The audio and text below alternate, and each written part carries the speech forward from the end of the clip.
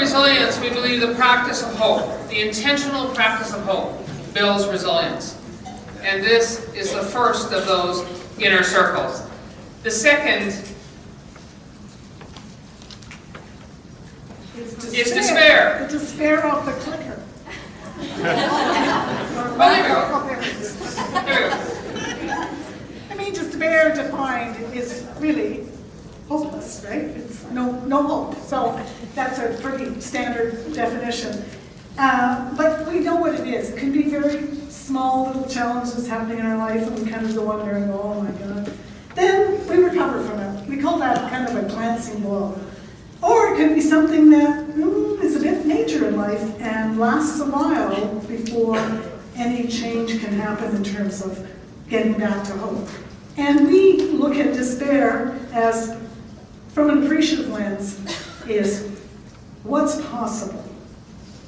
So to go back to my story, it's like, what was possible, right? That's the question I ask myself. What's possible? I could smile, I could listen.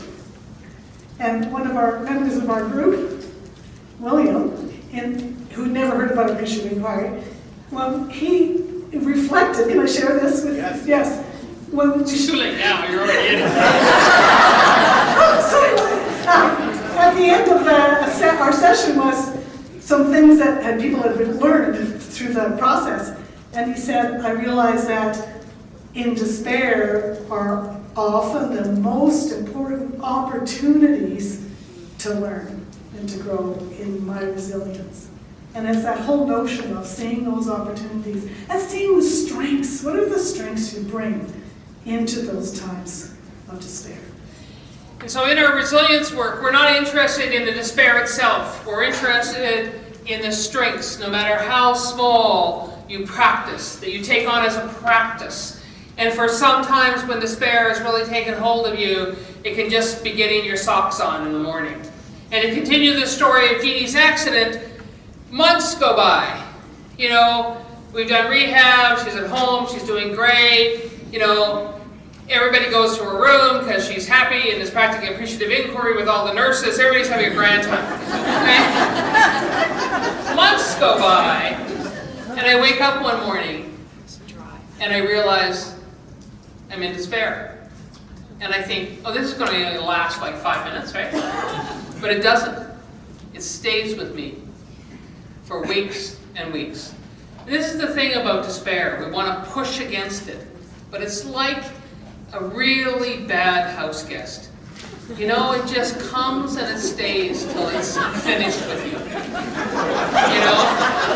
And till it's eaten all your food. You know, it's like that.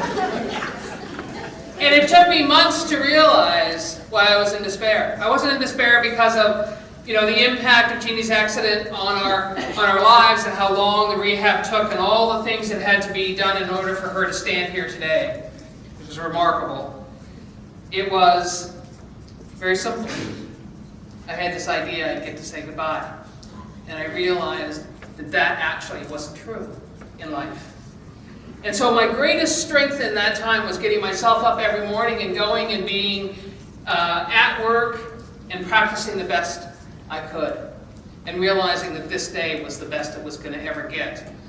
So despair is this amazing thing. So we're not going to ask you to talk to somebody about despair because we'd like to keep you relatively safe in this room. Colin, I'm having this problem with the remote. Can you move me forward? There we go. Right?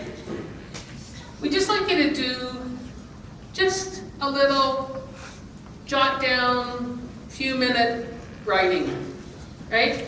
How are systemic forces influencing the despair in your work organization, and what small positive shift could you create? So we're doing a 1 minute, right? Yeah, 1 minute max.